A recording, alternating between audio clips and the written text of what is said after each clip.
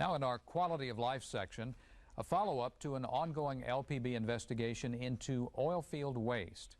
In Lafourche Parish, sludge pits of oil field byproducts have nearby residents complaining.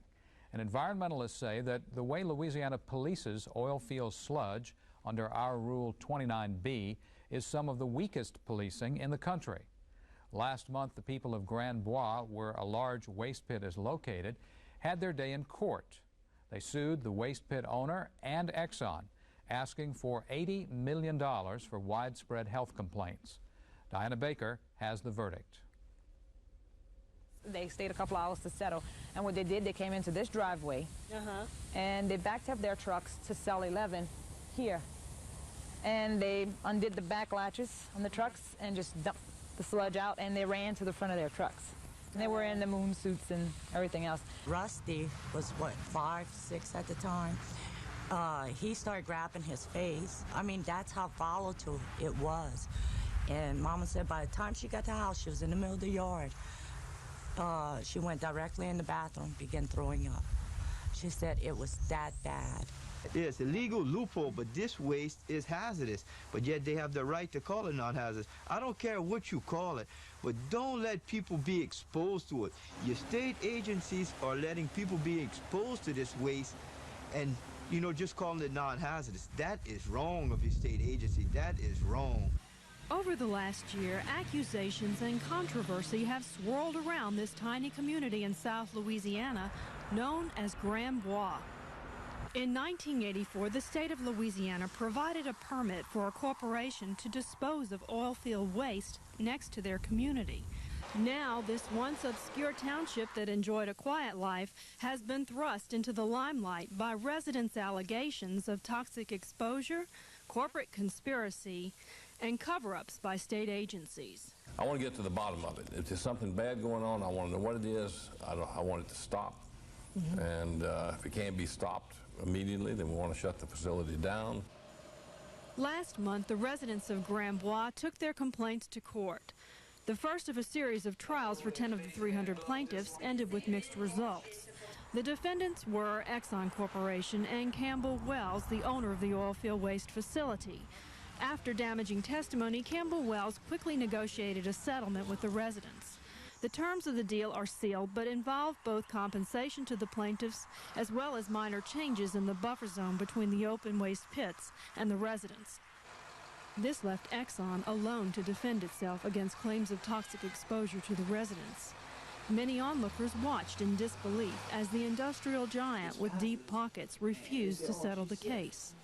Plaintiffs' attorneys had asked the jury for over $80 million in punitive damages. In this trial, I'm happy with the way our attorneys handled our case.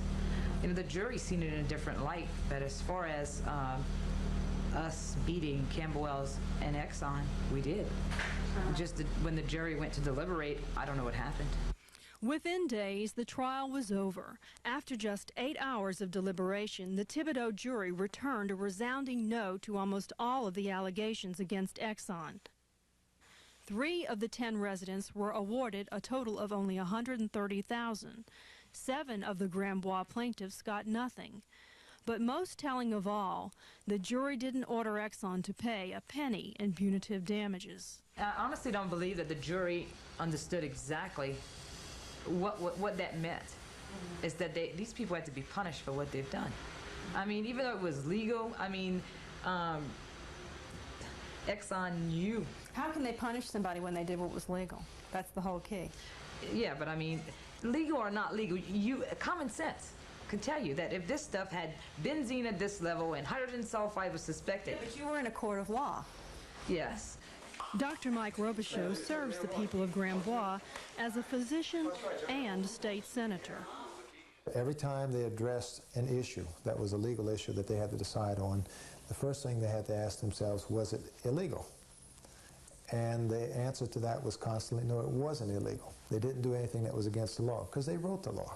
The surprise verdict left plaintiffs' attorneys wondering whether they should continue to try the remaining cases for the other 290 Grand Bois residents.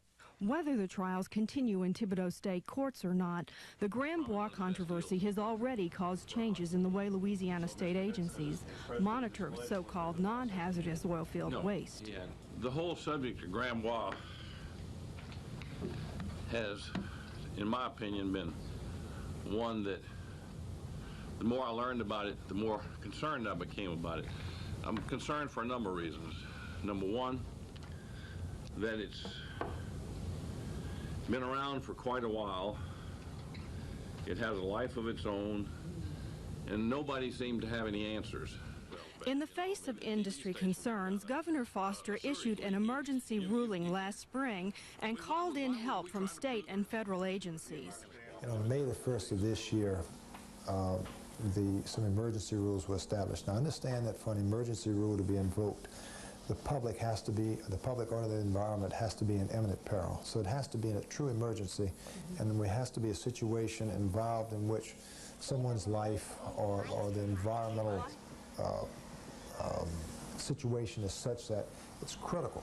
The state agency that regulates the oil and gas industry is the Department of Natural Resources. With the 29B emergency ruling, the DNR was charged with monitoring the samples of all oil field waste coming to Louisiana. Jack Caldwell is secretary for the Department of Natural Resources.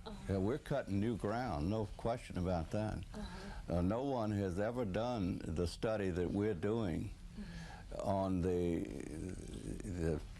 scope that we're doing it on and the processes that we're examining.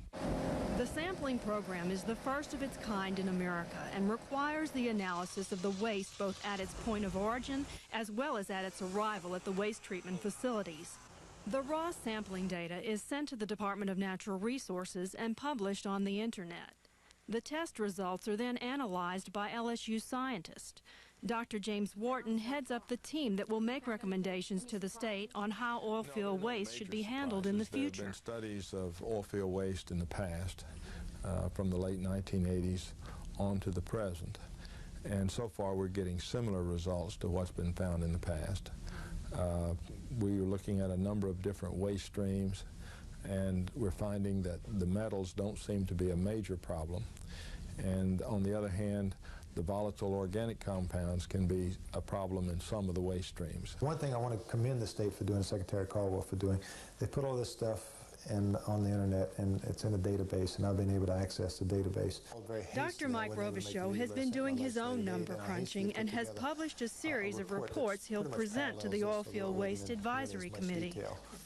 And the report called for, well, the report explained that out of 600-something specimens, it showed fairly conclusively, the data did, that we had the associated waste stream, which is a small volume, limited volume waste stream, had some very toxic characteristics to it.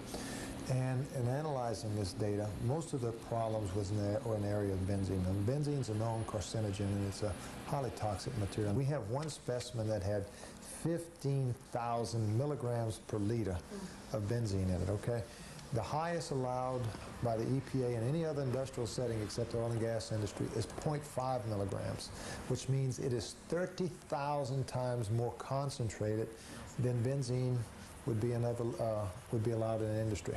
That means that those workers handling that benzene right now are not told anything about it. They do not know that it's hazardous. They do not have to take any special precautions or anything. I mean, it's ludicrous. Now, I think the state has this information right now.